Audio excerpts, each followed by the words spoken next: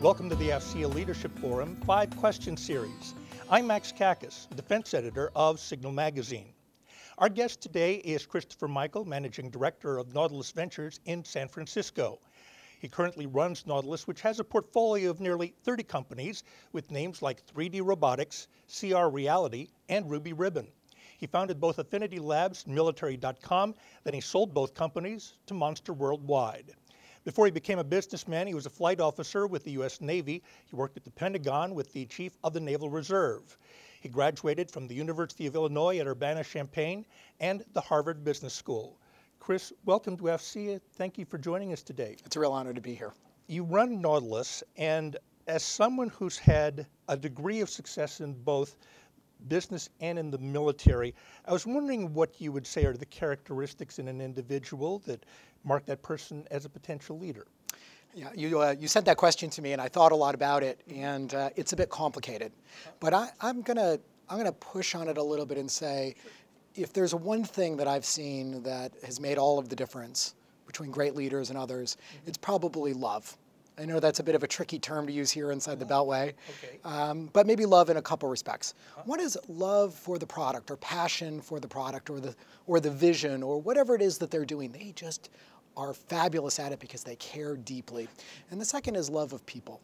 You know, a characteristic of a great leader is that the people trust him or her and want to do what's right without being asked. So fundamentally, when I find leaders that love what they're doing, love life, they tend to be successful, and I like to back them if possible. You know, the one person that comes to mind when you say love and passion for what you do, Steve Jobs, the late Steve Jobs with Apple Computer. Of course, he wouldn't say Apple Computer because he wanted it to be just Apple. But that passion, where does that come from? Where does that part of it come from in a person? We often wonder, you know, is passion maybe like leadership learned, or is it something that's inherent to you? And I think one of the great things about being an entrepreneur is that people can find whatever passion is interesting to them. I'm not passionate about baseball. I can enjoy baseball. I'm probably not the best person to be running a team. But there's a lot of things that I really love. And, you know, when you get to triangulate on one of those things you love, you know, I loved the Navy. It makes it a lot easier to be successful. Right. So I maybe fundamentally, I think there are certain people where passion comes a little more easily, but it's probably available for all of us. Can you identify a skill that a leader has to have, something nuts and bolts, and something maybe that's tangible, that you can see in a person in the way they behave, in the way they interact with people? Well, there's lots of pathways to success, you know, and it's always difficult to pick one thing. You know, when it comes to leadership, and, you know, and when we talk about leadership, we can mean many different things, but I think it usually involves the people around them. And, I think it's building an environment of trust where the people that work for them want to do great things under their leadership. It's not about forcing people to do anything. It's not about hours. It's not about pay. It's about being part of something bigger than yourself. And, you know, this is what I learned in the Navy, and this is what I learned in Washington. People don't do anything for pay.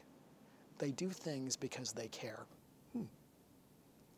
Would you say that was a characteristic of, you know, two of the companies that you started then and sold off for a very tidy sum of money, not Monster, but Affinity, and then Military.com, a very successful site. I know a lot of people in uniform who depend on it. What kind of passion did you find in the people who worked for you at those companies? Well, that's a great question. Again, I would say, you know, I had passion around the product. I mean, when I served in the military, it was too difficult to connect with people and benefits and understand what was available to us. And I really thought the internet was the perfect vehicle to connect, enable, and empower people. So I was interested in technology. It was a good time, 1999, to do something on the internet. But I made a lot of mistakes around leading people. You know, they told me in the Navy that I was a good leader. I had done well in my fitness reports. And when I came in to run Military.com, we raised quite a lot of money, and I hired a big team, and I really fundamentally failed as a leader.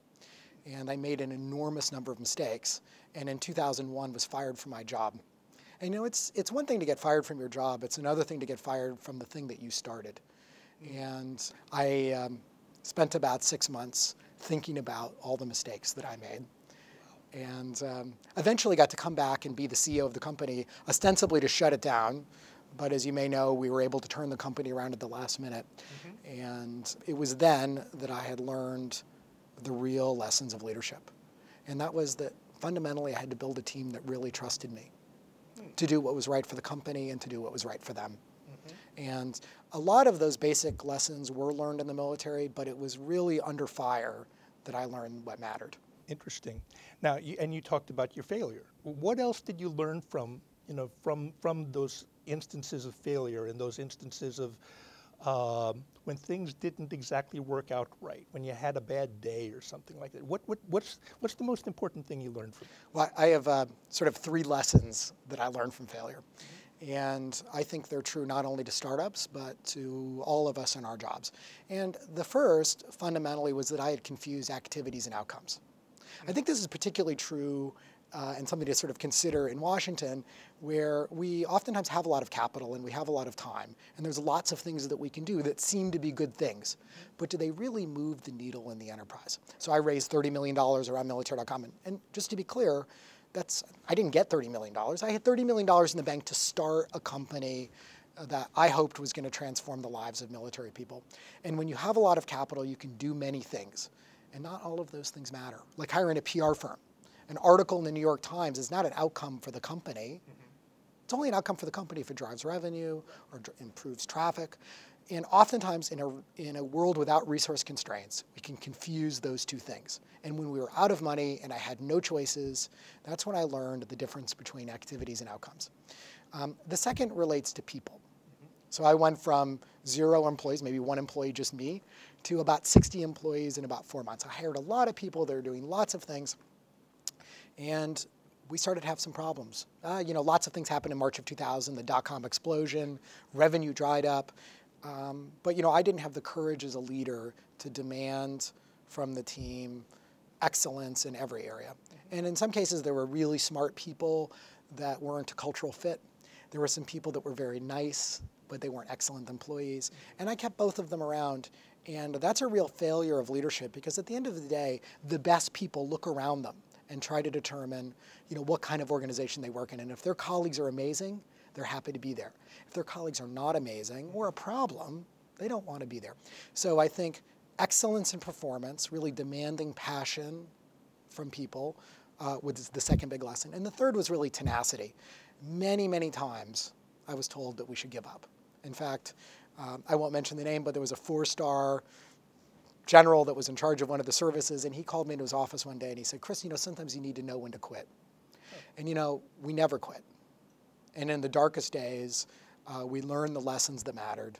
And in the end, we pulled it out. So outcomes and activities, people, passion and performance, and tenacity. Well, then on a related note, when do you know that your leadership style is working? And you sort of touched on some of that in what you were just saying. But if you were to give me one indicator of a successful leadership style, what would you say that is? Well, at the risk of quoting Machiavelli, he said the first way to assess a leader is to look at the men around him. Maybe today we'd say the men and women around him. So what does your team look like? Bad leaders often can't recruit and retain great people. And so when you look around and you see amazing people working in a company, that's usually a pretty good indicator that the leader is good. So for me, that's probably right at the top of the list. Wow. And who would you consider a hero? I also saw that question and also struggle with that question. I don't know what it means to be a hero, but I can tell you I can tell you about one person that really inspired me. And it might not be anyone you've heard of. And when I was in the Navy and I left the Navy and was a diversity admit, military admit to Harvard Business School, and that was a whole different world. These are people, for the most part, they hadn't served. They had worked in Wall Street. They had gone to great colleges. And I was really behind the power curve. And if you'd asked me what I wanted to do, I maybe would have looked at other people that had served in the military and said maybe work for a defense contractor, maybe be in operations. I certainly would never have said to become an entrepreneur. But sometimes things happen when you don't expect them. And we had a guy come to our class, and he didn't look like anyone else. He had a shaggy beard and a flannel shirt. And he created something that in 1979 changed the world. he was taking an accounting class at Harvard Business School, and he didn't like the way they were doing accounting in 1979. Paper and pencil, Right. rows and columns. And he had an idea that we could create a computer program to do this. Do you remember the name of this program? It was DigiCalc. You're very close. Most people don't get it right. Most people say, depends on the era, most people will say Lotus. If they're young, they'll say Excel, but if they're smart like you, they'll say VisiCalc. And VisiCalc was the company. So he created this company, and it was incredibly important because it really drove the adoption of the personal computer. You bought a personal computer in 1980, well, maybe to play an adventure game, maybe to do WordStar, but really maybe to do your books. Right. And this was VisiCalc. And not only was he this great visionary that changed the world, but he also failed. He failed in the sense that Mitch Kapor at Lotus put him out of business. And he came into our class and he said, I may not be the richest guy in the world, but I made something that mattered. When I look back at my life, I feel like I had an impact. And that hit me like a ton of bricks. I thought in that moment that if I was going to spend my life, it would be to build something that mattered.